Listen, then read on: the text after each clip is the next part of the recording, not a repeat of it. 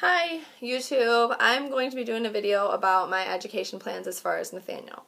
So he is going to be 5 in about a month. He was born on February 4th, so in about a month he will be 5. And right now he goes to the Montessori school here. When we move down to Florida, which should be within the next 6 months to a year, it might be a little longer, give or take. It just depends. There's a couple of factors that are kind of weighing into that. But once we get to Florida, I will be homeschooling because the Florida schools, New York schools suck like hardcore. They have the Common Core now. There's just not enough. In our area specifically, they have closed down like 3 schools in the last couple of years because there's just not enough teachers. There's enough kids, more than enough kids, but not enough teachers, and it's just ridiculous. And Common Core is something that I'm massively against. And the other thing comes down to food. The food in public schools are terrible, to say the least.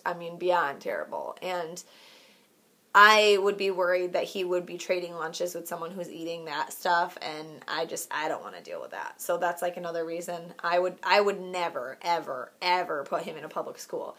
And in Florida, it's like they're the complete opposite. So here, it's like they have the Common Core, and they have super strict standardized state testing, like ridiculous amounts of testing, and that's all they teach for is just to be able to pass that test, because that's all that matters is passing that test.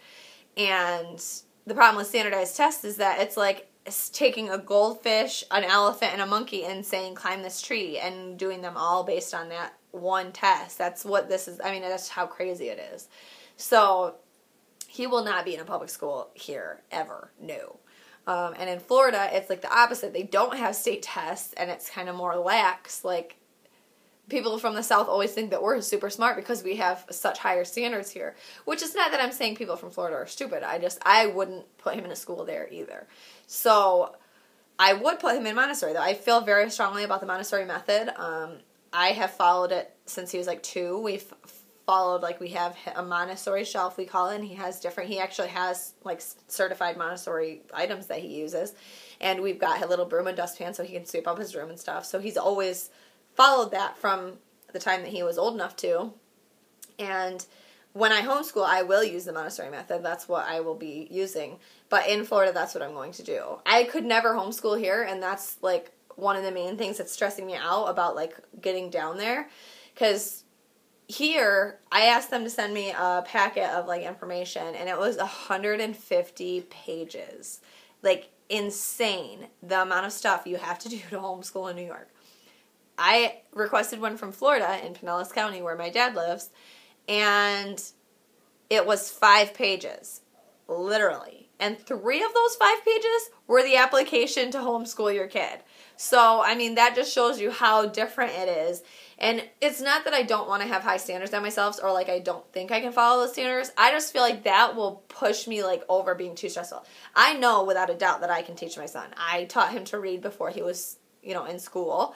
He was reading at 4 years old, and he's reading now at a 1st grade level, and he's still 4 years old. He'll be 5.